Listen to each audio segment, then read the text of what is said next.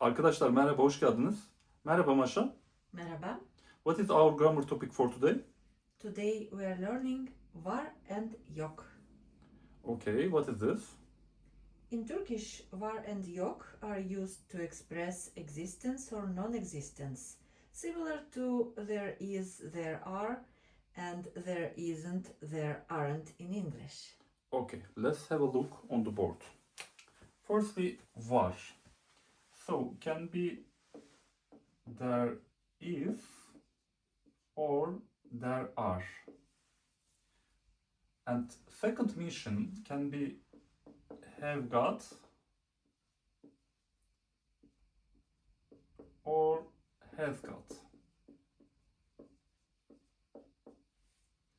And yok, there isn't or aren't. And second mission, haven't got or hasn't got. Okay, let's see in the example. But how we understand which is which, just you can feel meaning of two sentence. For example,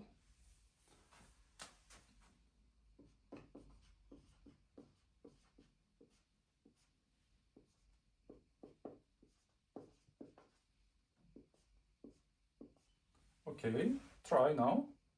Masada çiçek var. So we also using the locative, so they complete each other. So there is a flower on the table.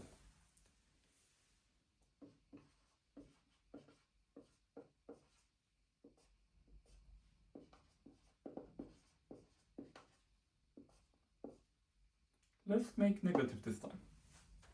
Bahçede köpek yok.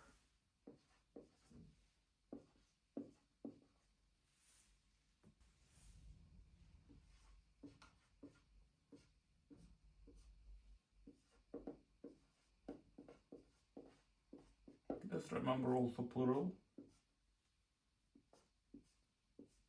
Try this one. Okulda öğrenciler var.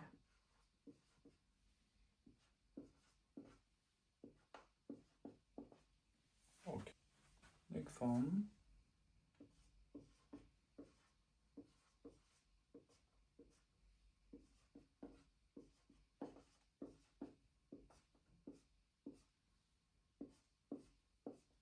Try. Caddede arabalar var.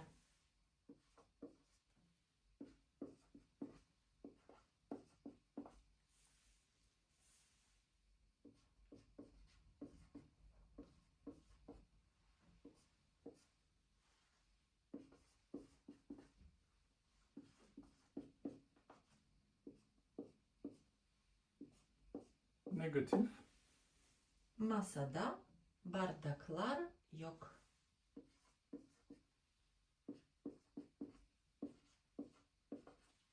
Okay.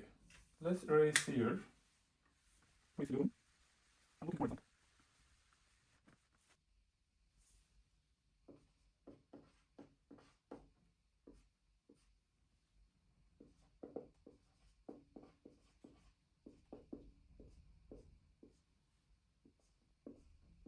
Okay, try. Sınıfta öğrenciler var.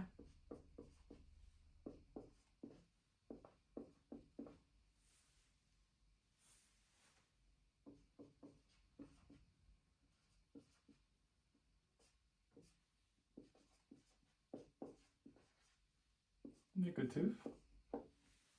Masada kalem yok.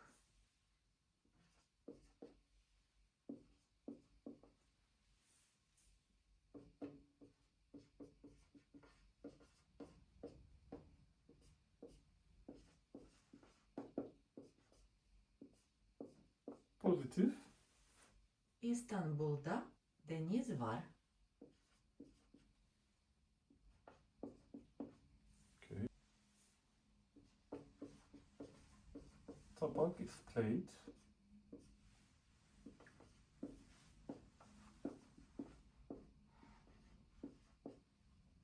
Negatif yapıyoruz. Tabakta makarna yok.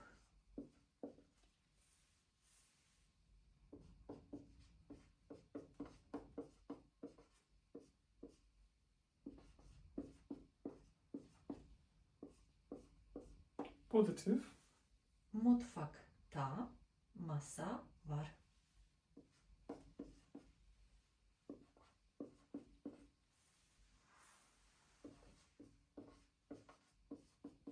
Our capital city.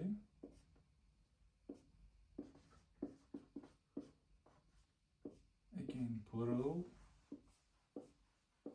Okay. Negative. No, positive again. Ankara'da parklar var. Okay. I'm erasing here. Burayı siliyorum.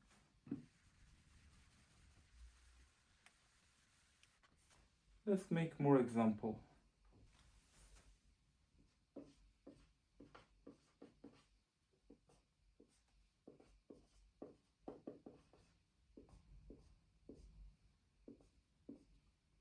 Okay, positive. Duvarda resimler var.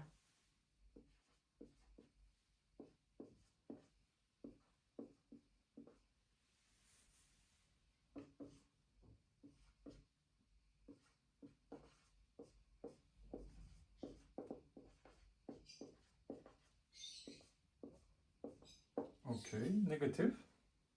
Dolapta gömlek yok.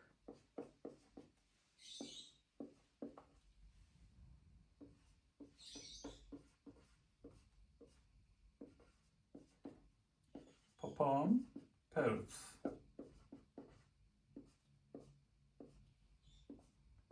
We made positive. We already hear them. Salonda papağanlar var.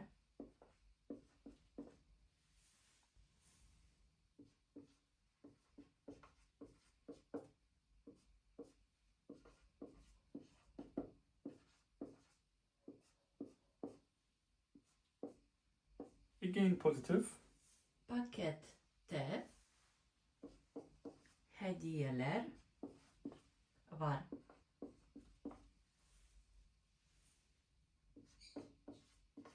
Here is floor. Çanta, bag.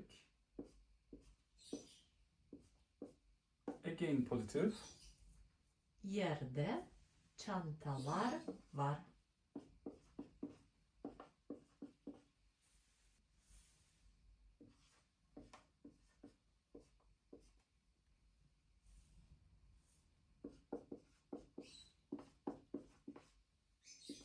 Let's make negative. Odada telefon yok.